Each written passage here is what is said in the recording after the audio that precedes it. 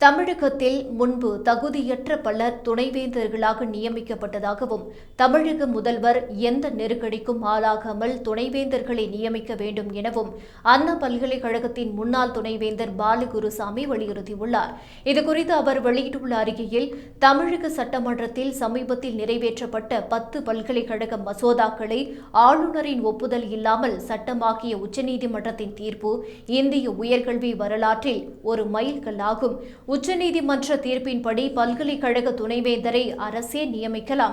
அவர் மீது குற்றச்சாட்டு எழுந்தால் பதவி நீக்கமும் செய்யலாம்.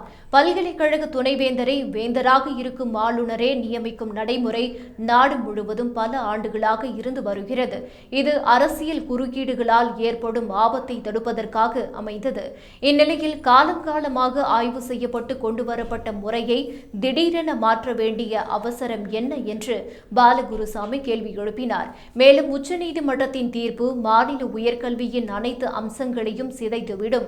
துணைவேந்தர்களை யார் நியமிக்கிறார் என்பது முக்கியமானது இல்லை.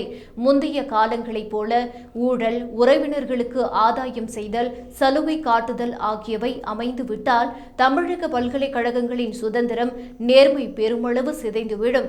முந்தைய காலங்களில் தமிழகத்தில் அரசியல் தலைவர்களின் உறவினர்கள், அமைச்சரின் நேர்முக உதவியாளர் ஆகியோர் கூட துணைவேந்தர்களாக நியமிக்கப்பட்டுள்ளனர்.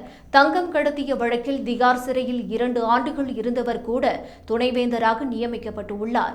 எனவே உச்சநீதிமன்ற தீர்ப்பு எதுவாக இருந்தாலும் தமிழக முதல்வர் நெருக்கடிக்கு ஆளாகாமல் தகுதியானவர்களை துணைவேந்தர்களாக நியமிக்க வேண்டும் என்று பாலகுருசாமி வேண்டுகோள் விடுத்துள்ளார்.